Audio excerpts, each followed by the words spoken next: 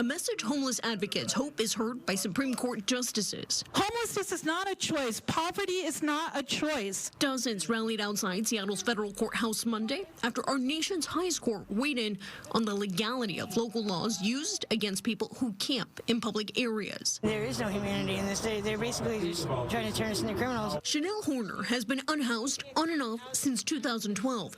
She lives in her vehicle and is constantly forced to move to avoid being towed, which she says has happened before. It's really difficult to find anywhere to actually exist where it's okay. A deepening challenge as the debate sparked in the city of Grant Pass, Oregon, who appealed a lower court's decision saying it was cruel and unusual punishment to fine or arrest unhoused people for sleeping in parks or sidewalks. Our economic system is failed.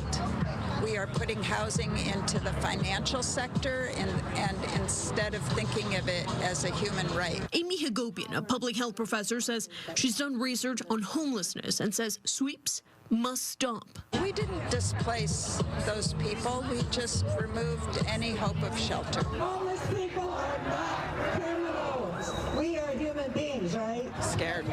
Shattered.